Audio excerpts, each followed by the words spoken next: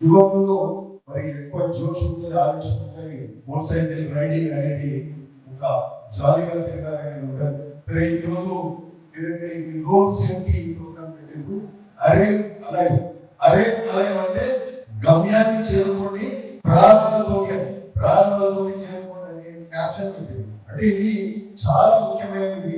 ఎందుకంటే ఇది రోడ్డు ప్రమాదాలు చాలా ఎక్కువ అవుతుంది.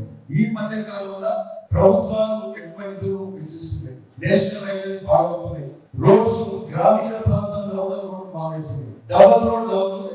అంతకుముందు గుంటల రోడ్లు, గతుకుల రోడ్లు ఉండేది, సింగిల్ రోడ్లు ఉండేది, ఇప్పుడు డబుల్ రోడ్ అవుతుంది.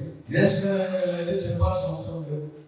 బాగా విశాలమైన రోడ్లు వచ్చినాక అంటే వెహికల్లకు స్పీడ్ అనేది ఎంత స్పీడ్ అయినా పోవచ్చు అనేది, అంటే మంచిగా ఇక బాగా స్పీడ్ అవ్వచ్చు, ఆ రోడ్ జర్నీ కూడా ఎంజాయ్ చేయవచ్చు.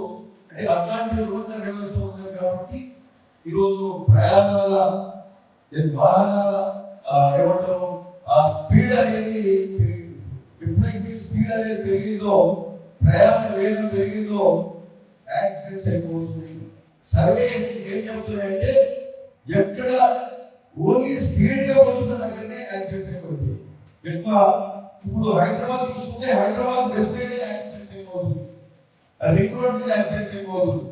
అంటే 100 కిలోమీటర్స్ స్పీడ్ పోతున్నప్పుడు 100 కిలోమీటర్స్ స్పీడ్ పోతున్నప్పుడు వెహికల్స్ అదుపుతప్పినప్పుడు యాక్సిడెంట్స్ అయితే ప్రాణాలు పోతే పరిస్థితి.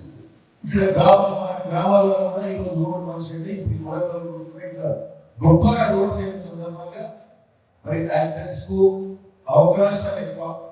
కాబట్టి మరి దీని నుంచి బయటపడాలంటే మనం ఎవరైతే ప్రయాణికులు డ్రైవ్ చేసే వాళ్ళు చాలా సేఫ్ గా నడపాల్సిన అవసరం ఉంది.